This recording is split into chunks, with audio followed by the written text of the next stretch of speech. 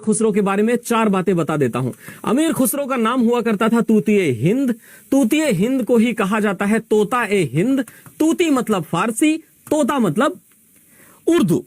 और तूतिए हिंद या तोता ए हिंद जो अमीर खुसरो है, अमीर खुसरो का इस शब्द को कहने का मतलब था पैरट ऑफ इंडिया।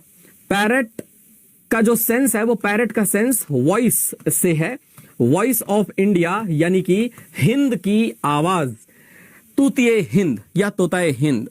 आप सभी लोग जानते हो अमीर खुसरो अपने आप में एक ऐसा व्यक्ति था जिसने न जाने क्या क्या किया है।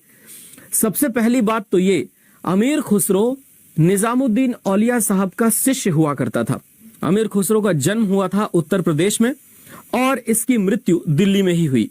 अमीर खुसरो ने पखावज नाम के एक इंस्ट्रूमेंट को बीच से तोड़ा और तबला बना दिया। अमीर खुसरो ने आविष्कार कर दिया त्रितांत्री वीणा से सहतार का, जो पर्शियन सहतार आगे चल करके सितार बना।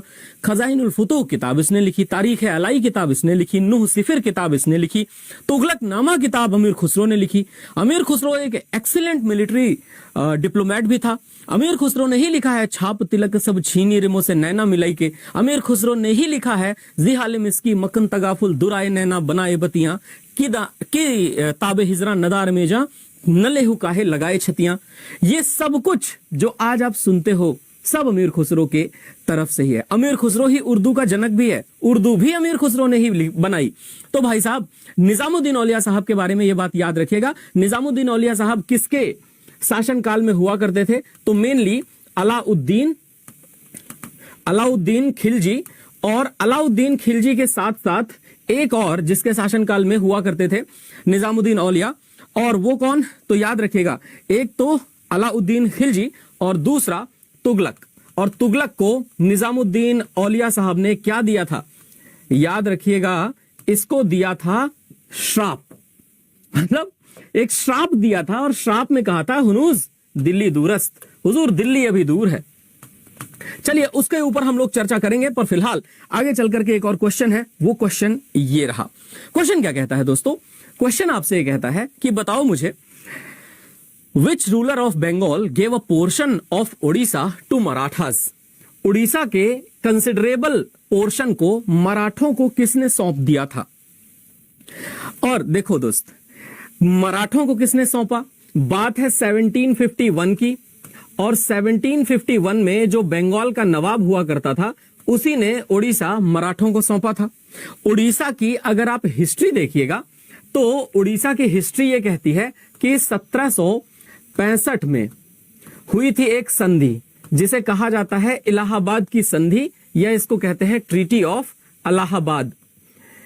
इस ट्रीटी ऑफ इलाहाबाद के तहत बिहार, बंगाल और उड़ीसा ये तीनों के तीनों चले गए थे अंग्रेजों के पास। अब बिहार, बंगाल और उड़ीसा अंग्रेजों के पास चले तो गए, लेकिन बात आती है 1912 की। 22 मार्च को बिहार नाम का एक स्टेट बंगाल से अलग होता है, जिस बिहार के अंदर ही उड़ीसा हुआ करता था। 22 मार्च इसलिए बिहार दिवस मनाया जाता है क्योंकि 1912 में बंगाल प्रेसिडेंसी से 22 मार्च को अलग हुआ था बिहार। अब आया 1936 और 1936 में एक डेट आती है 1 अप्रैल, यानी 1 अप्रैल। 1 अप्रैल की डेट को दोस्तों ORISSA ओडिशा अलग हो गया, इसीलिए ओडिशा फाउंडेशन डे 1 अप्रैल को मनाया जाता है, या इसी को कहते हैं उत्कल दिवस। लेकिन बात यहां तक रुकी नहीं। इसकी स्पेलिंग जो आप ORISSA देखते हो, ये स्पेलिंग चेंज हुई, और ये स्पेलिंग चेंज होकर के क्या हुई है? ODISHA। ORIA उड़िया भी चेंज होकर के ODIA हुआ है। और ये दोनों जो स्पेलिंग चेंज हुए हैं, संविधान में 96वां संविधान संशोधन किया गया था। 96th कॉन्स्टिट्यूशनल अमेंडमेंट एक्ट 2011 ने ये बदलाव लाए हैं। तो 96th constitutional amendment act of 2011। Is it clear to everybody? सभी लोगों को 100% क्लियर है ये? चलिए फिर आगे चला जाए। आगे चल के नेक्स्ट क्वेश्चन है दोस्तों, ऐसा अगर आप पढ़ लोगे ना, हम सही बता रहे हैं, आपको एक एक चीज याद रहेगी। बिल्कुल टेंशन लेने की आवश्यकता नहीं है, एक एक चीज आपको बाकायदे याद रहेगी। आप देखिए प्रॉपरली, बंगाल से उड़ीसा का अलग होना, लेकिन उससे पहले जरूरी है उसका बंगाल के साथ आ जाना, ये सब जान लेना। ठीक है, बचा पार्टी अगला। हाँ, अगला जो पॉइंट है हमारे सामने, वो अगला पॉइंट ये है, बताइए आप हमको जल्दी से। अच्छा हाँ, इसका आंसर तो किए ही नहीं यार। अली वर्दी खान 1751 में नवाब हुआ करता था, यही हुआ ना। ओडिशा है ना, Odisha went into the hands of Marathas in 1751, और 1751 में नवाब कौन था? तो 1751 में नवाब हुआ करता था कोई और नहीं, अली वर्दी खान। चलो आगे बढ़े, नेक्स्ट क्वेश्चन है, निम्नलिखित में से किसने कहा था हुनूस दिल्ली दूरस्त, दिल्ली अभी दूर है? तो यहां की एक कहानी बड़ी मजेदार है। गियासुद्दीन तुगलक, जिसका ओरिजिनल नाम हुआ करता था गाजी मलिक, गाजी मलिक नामक व्यक्ति जब दिल्ली सल्तनत का सुल्तान बना तो उसने उपाधि धारण की गियासुद्दीन तुगलक। गियासुद्दीन तुगलक को पता चला कि दिल्ली में सबसे ज्यादा नजराना अगर किसी सूफी संत के पास आता है वो है निजामुद्दीन औलिया साहब। उसने तुरंत फरमान भेजा कि निजामुद्दीन औलिया साहब के पास जितना भी नजराना आज तक लोगों ने ला करके दिया है वो सारा नजराना लाकर राजकोष में जमा करवा दिया जाए। अब राजकोष में जमा तो तब करवाएं जब निजामुद्दीन औलिया साहब के पास खजाना हो। उन्होंने तो जितना भी नजराना, जितने भी तोहफे अपने पास स्वीकार किए वो सब गरीबों में बांट दिए। निजामुद्दीन औलिया साहब ने कहा कि मेरे पास तो ऐसा कुछ भी नहीं है, मैं तो फकीर हूं। तुगलक ने कहा मैं बंगाल जीतने जा रहा हूं, जब मैं जीत करके आऊं उस समय तक आपके पास जितना भी नजराना है वो सब राजकोष में जमा हो जाना चाहिए, वरना मैं बंगाल से लौट के आपको मार दूंगा। तब कहा था निजामुद्दीन औलिया साहब ने हुनूस दिल्ली दूरस्त। फारसी भाषा का ये जो शब्द है हुनूस दिल्ली दूरस्त, इसका अर्थ है दिल्ली अभी दूर है। हुनूस फारसी भाषा का शब्द है, और अगर ये हुनूस दिल्ली दूरस्त ये पूरा फ्रेज सुनेंगे तो इसका मतलब भी आपको समझ में आ जाएगा। तो किसने श्राप दिया था, है ना, किसने श्राप दिया था गियासुद्दीन तुगलक को? तो गियासुद्दीन तुगलक को श्राप दिया था निजामुद्दीन औलिया साहब ने। चलिए अब आगे बढ़ते हैं, नेक्स्ट क्वेश्चन हमारे सामने आएगा। निम्नलिखित में से किस शासक ने चित्रकला की मुगल शैली शुरू की? मुगल स्टाइल ऑफ पेंटिंग की बात हम लोग करते हैं, मुगल स्टाइल ऑफ पेंटिंग को किसने शुरू किया था? दोस्तों आप जल्दी जल्दी कमेंट में आंसर्स डालना शुरू कीजिए। बिल्कुल चाहिए। सबसे ज्यादा मुगल स्टाइल ऑफ पेंटिंग अगर किसी के टाइम पर विकसित हुई है तो वो है जहांगीर। राज्य का विस्तार करने में बाबर, अकबर और औरंगजेब ने बहुत बड़ी भूमिकाएं निभाई थी। और एक बात जो मैं आप सभी लोगों को कहना चाहता हूं वो ये है कि मुगल स्टाइल ऑफ पेंटिंग तो चलो फिर भी ठीक है, लेकिन क्या मुगल स्टाइल ऑफ टेम्पल कहीं पर बना हुआ है पूरे इंडिया में? आपने सुना है मुगल वास्तुकला में बना हुआ कोई मंदिर हो?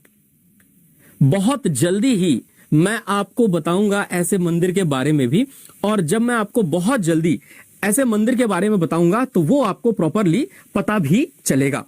ठीक है, तो चलो मैं आपको ये बता देना चाहता हूं, ये इधर मत जाइएगा, मैं आपको ये बता देना चाहता हूं कि भारत में एक ऐसा मंदिर है जिस मंदिर को मुगल स्टाइल में बनाया गया है, और वो है महामती प्राणनाथ मंदिर। और ये महामती प्राणनाथ मंदिर कहां है? तो दोस्तों this Prannath temple is located in Panna. अरे आप में से कोई है पन्ना वाला? कमेंट करके बोले ना कि हाँ जी सर हमारे पन्ना में है। ठीक है, तो ये तो आप लोग अच्छे तरीके से याद रखेंगे। और फिर उसके अलावा अगला पॉइंट क्या है कि चित्रकला की मुगल शैली कब एकदम पीक पे पहुंची? अच्छा ये पीक वाला क्वेश्चन नहीं है, ठीक है, तो पीक पे तो जहांगीर के टाइम पर पहुंची थी, शुरुआत इसकी अकबर ने ही कर दी थी, ये ठीक है, ये शुरू की, ये जरूर ध्यान रखिएगा।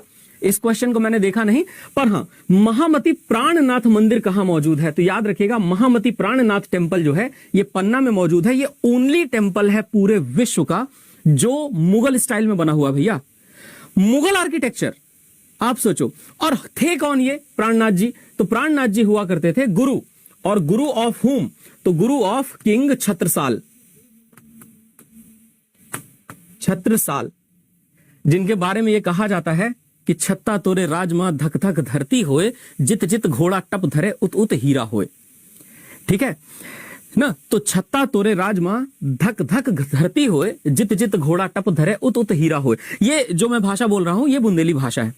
निकसत म्यान ते मयूख है प्रलय भानु कैसी फारे तम तोम से गयंदन के जाल को। तो ये है ना, ये जो भाषा लिखी गई है महाकवि भूषण द्वारा लिखी गई है, हालांकि ब्रज है और वो उन्होंने राजा छत्रसाल के बारे में लिखी है। चलिए बताइए,